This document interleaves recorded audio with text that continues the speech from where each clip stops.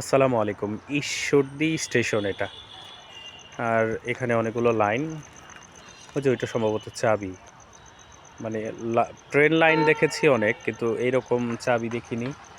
আর এরকম প্যাচ, ওই যে রাস্তার মধ্যে অনেক ধরনের প্যাচ থাকে, এগুলো তো টিভিতে দেখেছি, বাস্তবে দেখিনি। হয়তোবা অনেকে আমার মতোই বাস্তবে দেখেননি। অনেকগুলো ট্রেন, অনেক পুরাতন ট্রেনও এখানে রাখা আছে, ওই দূরে রাখা আছে। আর এরিয়াটা অনেক বড়। তো ভালোই লাগলো, আমি দেখলাম, ভাবলাম আপনাদের সাথেও শেয়ার করি। ঈশ্বরদী, পাবনা ঈশ্বরদীতে এটা। ওই যে ট্রেন লাইনে অনেকগুলো প্যাচ।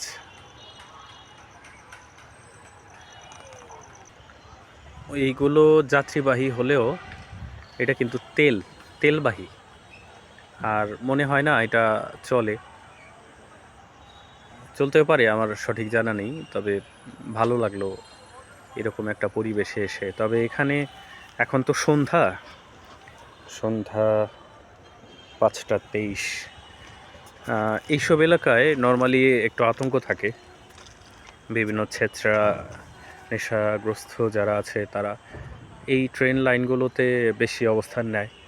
বিশেষ করে যেগুলো পরিত্যক্ত বগি, সেই বগিতে তারা অবস্থান নেয় এবং বিভিন্ন ধরনের কাজে তারা লিপ্ত থাকে। ছিনতাই, চুরি, রাহাজানি, এইসব।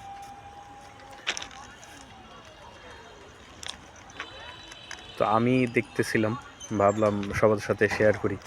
ঈশ্বরদীপ কেউ আছেন কিনা জানি না। ওই যে মাত্র দেখলাম, ওই যে কিছু ছেলে পেলে ওই যে বের হচ্ছে, মোবাইলে ক্যাপচার হচ্ছে কিনা। ওই যে আমি বলতে বলতেই কিন্তু বিষয়টা একদম ওই যে ভিতরে চলে গেল। এটা কিন্তু যেই কথা বলছিলাম সেটা একদম হাতে নাতে দেখে গেলাম। সবাই ভালো থাকবেন। আসসালামু আলাইকুম।